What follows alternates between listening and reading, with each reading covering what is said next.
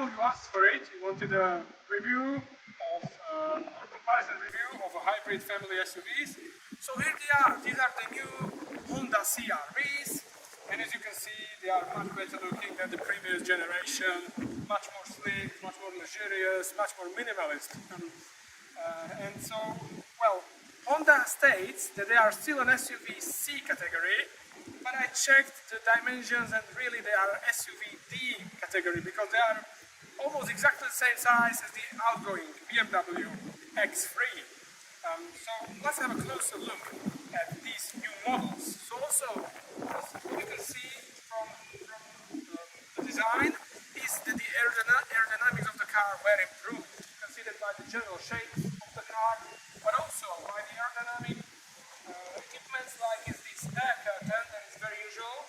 We have a shock grille on both cars here in the lower grille of the car. That makes the aerodynamic efficiency better. Also the roof line, it's all very well sorted actually. So yeah, let's have a close look at this one first. So this one is in the plug-in hybrid version. What we have here is a 17.7 kWh battery, which gives you a range of 82 kilometers on full electric. You charge it here at the front with the AC, with the 6.8 kilowatt charging, which makes you charge from 0 to 100% in around 2.5 to 2.5 hours, right? So that's about the charging. Then the difference in between these two cars is in the ground clearance. The classical hybrid has the ground clearance of 200 millimeters, while this one being a plug-in hybrid is slightly lower, 159 millimeters. Also, another thing that I really like is that you can get these cars, only with 18-inch wheels, and this is very good for one particular reason, and that is the unsprung mass of the wheels. So you don't have some really huge wheels that, of course, some people who like design they would want, but you have these light wheels with a comfy 60 sidewall tires. We have 235/60 R18. Now in terms of suspension, so we have a McPherson multi-link on both cars, and the conception of the car is preferring family, is preferring space, and this makes usually a few negatives to the driving part. But Honda engineers they did really a very good job with the kinematics of the suspension and of the wheels to minimize those negative effects. So for example, here on the front, they put a really big positive caster on the front axle, which usually makes the car go and lean in the corners onto the outer rear wheel, which is very good. And then with the cambers of the wheels, we have a very typical, very usually used toe out and bigger camber on the rear axle to make the car corner even better. In terms of dimensions, we have a 2.7 meter wheelbase, so quite a good wheelbase in this class, very usual. And let's go and have a look into the boots. So, this being a plug-in hybrid, but only two-wheel drive, has slightly surprisingly a bigger standard boot capacity than the hybrid one, because that one is a four-wheel drive, although you can get that also as a two-wheel drive only. So this one has 586 liters of standard capacity boot, which is really nice, and it's a very practical boot. So yeah, very practical. 12-volt socket hooks, really nice quality carpeting here, very good big wide entrance, and what's very important, what I really like about the car, very low edge for putting things in. So fantastic boot by Honda, but that's very usual with their cars. And the boot in the other car is 579 liters in capacity because you have a four-wheel drive. Car. Now from the rear, you can see, of course, new headlights, new signature, which very much reminds me of a front light signature from the Mazda CX-5. So that's very similar to that. And you have two tailpipes, but the only one is real. Here is the exhaust. This one is covered by the plastic on the inside. Now let's have a look at the seating position, or the seating at the back. So now this seat is now moved rearwards, as this car has that automatic luxury function. When the driver turns on the car, it moves forward. But still, even despite that, look at the amount of space I'm having for the knees. It's really fantastic. Also for the feet and for the head, it's a very spacious and comfortable car for driving. You also have an armrest, you also have ventilation, you also have two USB-C connectors for charging, and also very good practicality here in the doors. So you have some storage in the door handle, heated seats, and a very practical door bins in the door. So really, really good and practical car. We have hydraulic lifters for the bonnet, and what you should know that both cars have the same powertrain. So we get 184 horsepower hybrid. So 184 horsepower. What was improved from the electric motors is the torque, which is now 335 Newton meters. And well, yeah, basically the same powertrain, but this one has a better battery, and also it has a better towing capacity. This car can pull 1.5 tons of a braked trailer, and that one hybrid, which is kind of surprising being a all-wheel drive and this being only a front-wheel drive, that one can pull less weight, only 750 kilos. So this one is actually better for towing, and it also has a dedicated towing mode. So that's quite interesting. Now what we can also see here under the bonnet is that the engine is as usual mounted slightly in front of the front axle, and we can see the caster there. And also in the engine bay, what I always love about Honda is how well thought through it is, how good access is to everything. It's just fantastic, right? So yeah, did I forget about something here? Yeah, also another difference in between the plug-in hybrid and the hybrid is the size of the fuel tank. So that one, being a hybrid, has 57-liter fuel tank, and this being a plug-in hybrid, that's very usual with a plug-in hybrid, has only 46.5 liter fuel tank. And also what you would expect is the difference in weight. While this one, the hybrid, is 1875 kilos, the plug-in hybrid is slightly heavier, 1988 kilos. So that's another difference in between the cars.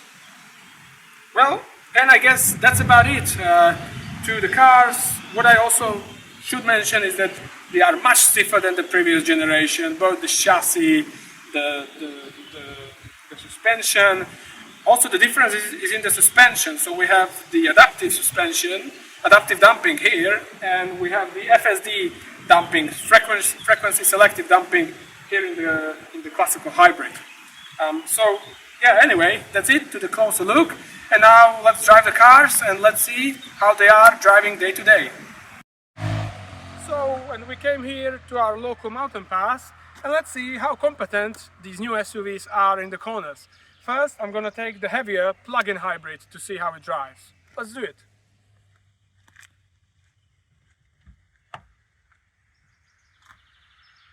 Okay, so first up is going to be this plug-in hybrid. And here we have slightly worse tires. These are Michelin Primacy Free ST. So I think they are sort of an eco tire, and on the other car we have Dunlop SP Sport Max, so much better tires there. But anyway, let's turn on the car. Let's put it in the sports mode. So that's my preparation, and also we can turn off the stability system or traction control here, and well, that's about it what you can do with this sort of a car, of a family car. And let's see what it does. So as I've said, there is quite a big caster here, much more weight than the normal hybrid. And also this car being a plug-in hybrid, top spec, we have if I read correctly, adaptive suspension. In the other car there are FSD dampers, but anyway, let's see what it does. So well, I have to say the dynamics straight off quite good, also thanks to going downhill at the moment. And here now at braking, you can basically also brake and help with braking also with the regen on the butter, which is what I always like with hybrids. As I've said, the conception is more towards the family, so you are sitting closer to the front wheels than in the driver focused cars is usual. But I have to say, the big amount of caster they've used in this car really changed the otherwise what would be a bad behavior during cornering, like there is present in the Kia Sportage, for example, where the car is leaning all its weight onto the front wheels, onto the outer front wheel. Here it leans it on the outer rear wheel, which is the correct behavior of a car. But still, right here, like I felt here, there is still quite some understeer.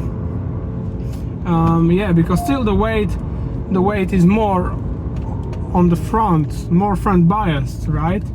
But the brake pedal, I have to say, is really nice and stiff, nice control. And here's the motorcyclist. Let's try and keep up with this guy. He thinks he's quick, but he doesn't know. Oh, look at these guys. They are so slow in the corners. I mean, look at that. It's unbelievable. Okay, let's try the other way, uphill.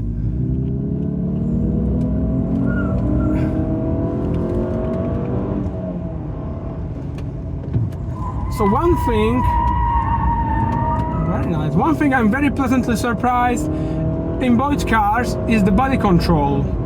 More on the bumpy road than here. Here there is a little bit of leaning into the corner, but it's not that evident. It's not uncomfortable or unsafe. It's a nice amount of it.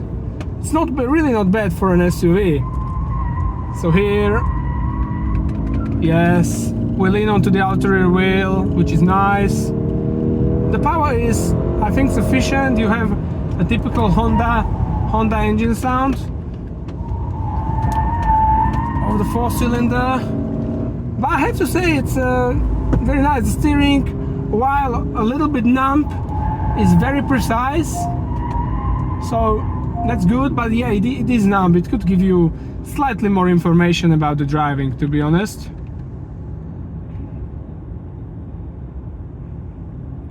And that's about it, I think. Okay, so welcome in the hybrid. Maybe first let's try and change the driving position a little bit. Okay, so that's good. You have memory seats here in this top spec.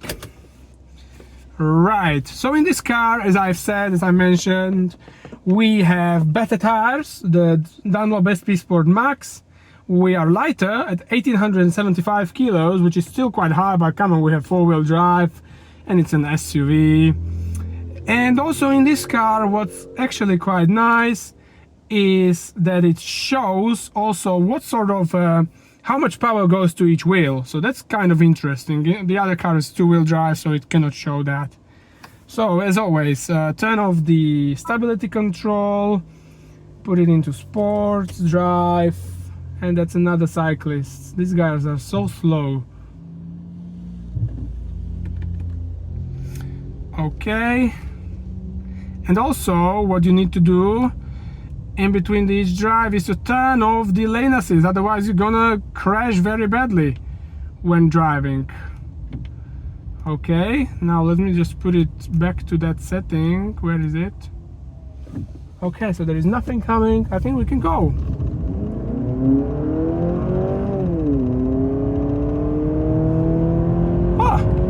Despite this car being lighter, it doesn't actually feel accelerating that much better. But definitely, what you feel on the steering wheel, immediately you feel the lightness of the car. You feel that it pulls you less out of the line. Yeah, you simply feel the advantages of a lighter car immediately in this car. It's just much more controllable in and during the cornering. Right, so I think the acceleration of 100 horsepower per ton, basically what this is enough.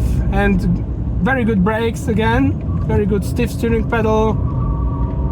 Nice. Oh, there is really not a lot of understeer in this car. That's so nice. Still leans onto the outer wheel when cornering, so they've done a very good job with minimizing those negative effects of the family conception for the space. And the brakes are really good. Wow, nice. Out of the corner you can go very quickly on the throttle, as there is not that much of a power. But yeah, I also like the position of sitting for an SUV, really low. That's good. And now when I'm braking, as you can see, I also use the regen, so that helps you with braking. A really nice experience, because it really feels much lighter, much more manageable. I really do like that. Hop. And that's it. Battery is drained as well, so we're gonna have to recharge it back. Okay, let's turn around.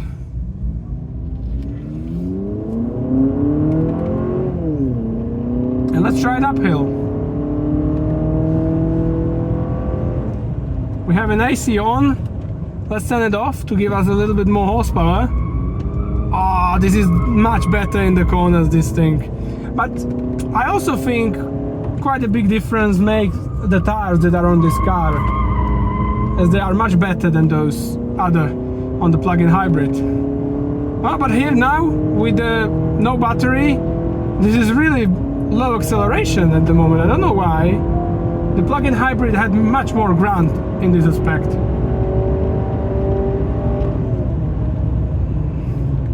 So this Scirocco is trying to drive reasonably quickly. Let me try and catch him with an SUV.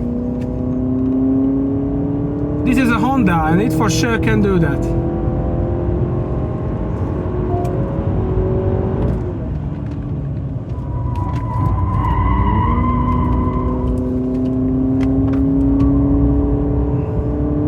Yeah, we're doing very similar cornering speeds. Come on! But the acceleration is really much worse than with the plug-in hybrid when you have a low battery. It's like it's doing nothing. I think it should keep some battery inside.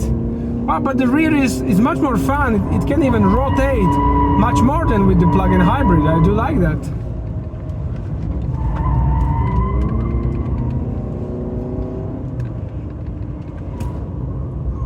Yeah, but obviously this is a better car for driving. If you're interested in driving, I'm trying to show you what to choose. So for driving experience, definitely this classical hybrid is much better in terms of what you feel as a driver, not the dynamics itself.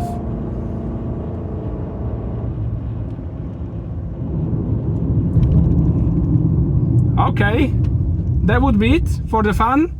And now let's talk about the most serious stuff, which is the everyday usability, the consumption, and how it drives day to day. Well, hello and welcome in the Honda CR-V, and now maybe it's a good time to talk a little bit about both cars and the experience with them. But first let me talk you through the interior. So this is a really nice and sort of very good feeling interior. Maybe some of the materials don't feel extremely luxurious, but still they scream quality, because this is a Honda and they just make fantastic high quality products, really, all of their cars. So we have Bose stereo, we have a massive sunroof of all of the car. That the first part you can also open, which is nice. Then the dashboard is a typical honeycomb Honda design for the air ventilation. And these levers for it, they just scream quality. So do the dials for the hardware controls, for the air conditioning. Really nice click to rotating them. You also have ventilated seat, heated seats. Yeah, really nice. You also have a head-up display, which is very high quality. The layout is just perfect for usability. Yeah, it's just a great car to use. You also have a memory function. Then the seats that I'm sitting at, they are maybe not the most sporty, which you don't need in a car like this, but they are extremely comfortable. They again scream quality. They are very nice quality leather, ventilated, really nice to sit in. Then what I also like about the interior is this central panel here, where again, very good layout. So you have wireless charging here, then another padding, anti-skidding padding for the mobile phone when you don't charge it. You have two USB-C connector, two USB connectors. One is USB-A, the other is USB-C. You have drive mode button, so you can change modes very quickly. The difference in between the cars is that this car, the plug-in hybrid, has towing mode, and the other doesn't. Yeah, and then what this car has and the typical hybrid doesn't have is this automatic parking function. And also, as this is a plug-in hybrid, you can set the behavior for the battery. You have either EV, safe, or auto. And in both cars you have hill descent control, which is nice being an SUV and doing a little bit of off-roading. I also like the steering wheel. I also like the fact about it that it's a thin steering wheel, not a fat one. And it's just a very nice steering wheel. The sitting position itself is, in both cars, very low for an SUV, but you are sitting slightly taller, slightly higher in this plug-in hybrid one. In the hybrid one you sit really sort of a sporty for an SUV, really low under the dash. I really did love that. So yeah, quite nice. Let's get a move on with the car and talk about the experience a little bit. So as you can see, the parking camera, really nice. And also what I want to show you is that also it's a thing that only this car has. When I put the indicator to the right, I also have the camera makes an image here in the display. The other car doesn't have this function. I think it's quite nice. It's very similar to the Hyundai cars, although they do have it, I think, here on this display. But it's yeah, it's nice. I like that. It's a nice feature.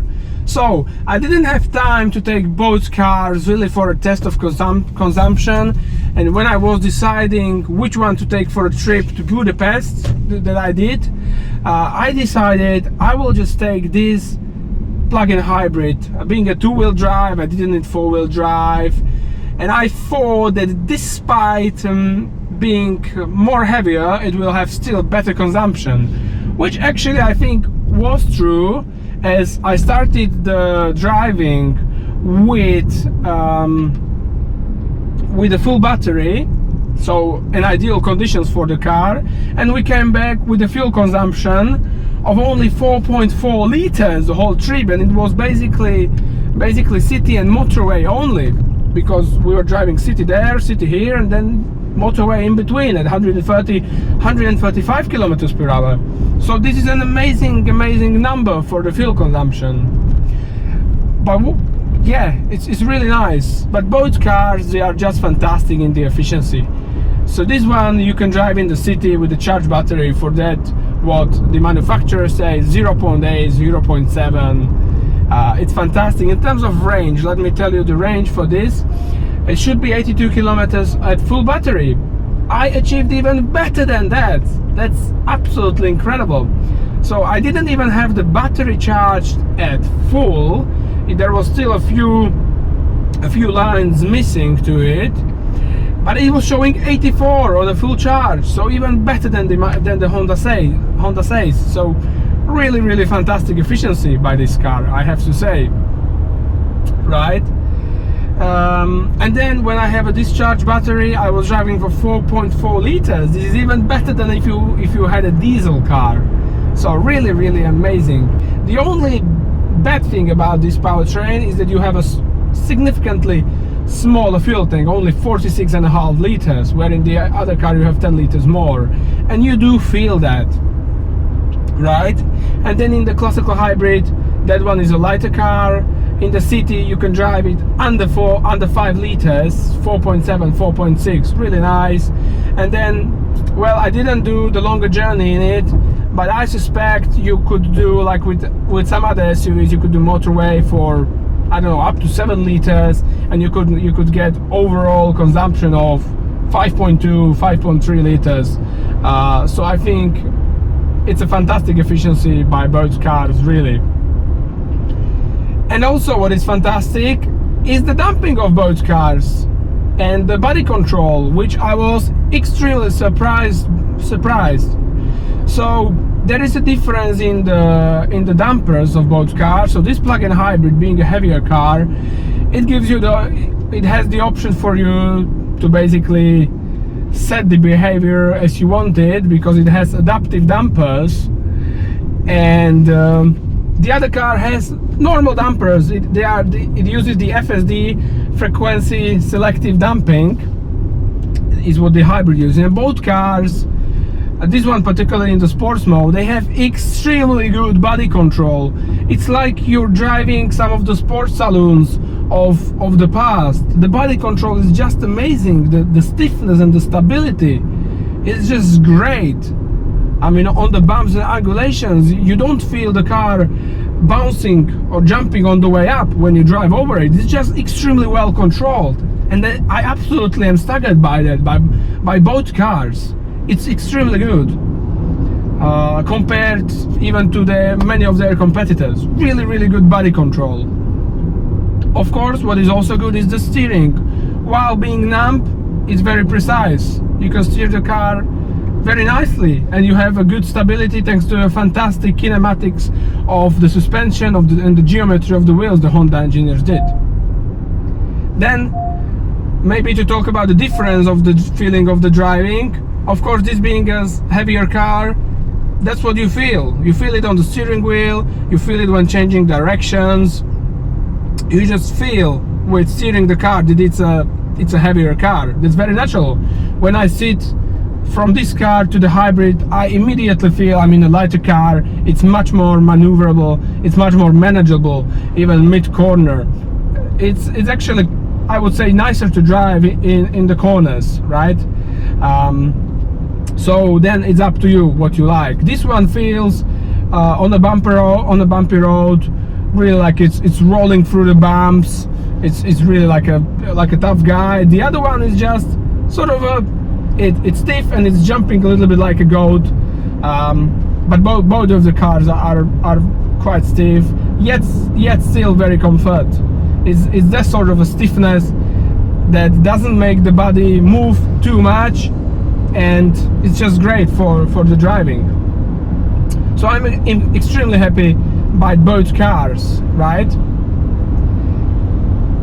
So let's come to the dislikes and the likes. So in between the dislikes, I would say, but it's a normal thing nowadays for Honda, is the pricing. I think they are quite pricey. 50,000 for what they say is still a SUV, C SUV, is quite a lot. But then you really get the high quality that you expect from Honda. Really, it's in all sort of the dimensions, you just feel quality in this car. So that would be one dislike. The other, well, it's not really a dislike, but they wanted the conception to be fantastically practical, giving you what they say SUVD type in terms of space, and that's what they did. But there is an exchange for the driver's conception.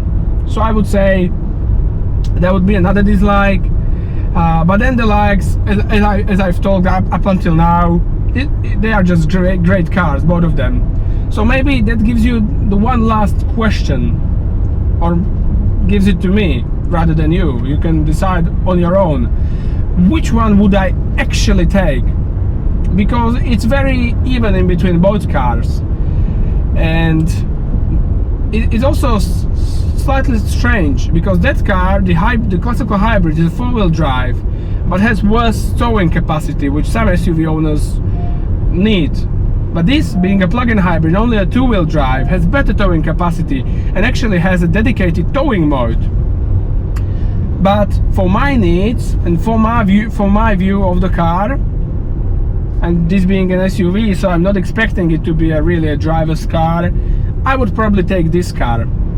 I like about it is that it's a plug-in hybrid, but when the battery is discharged, when you have a really low percentage of battery, it behaves like a normal hybrid, and in the correct way, in the correct Honda way. Because other plug-in hybrids that I tried over the time, I have the experience that when they have a battery at low percentage and they try to behave like a hybrid. They don't do it in the most correct way. This one, on the other hand, it does it in the absolutely correct way as a normal Honda hybrid powertrain. So it's fantastic, and the range is better than the manufacturer states, in my experience, on electricity in the EV mode. And the fuel consumption then, when the battery is down, is extremely low. So yeah, fantastic car, and I don't mind that it's those 100 kilos heavier. It's still a very nicely controlled ride. It's still a very nice body control of the car.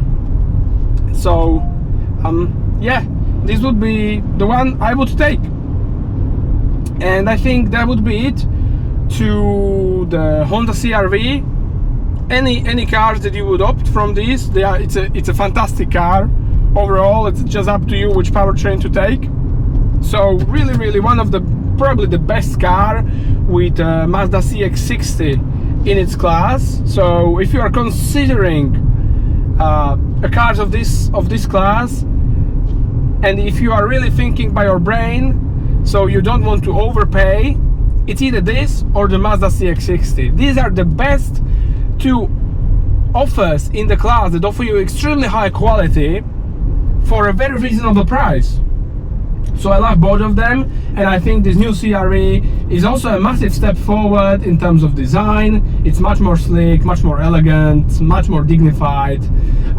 So yeah, fantastic car. Well, and if this video was helpful in any way for you, well, keep watching, keep subscribing, because more videos are coming on very soon, and I hope to see you in the very next video.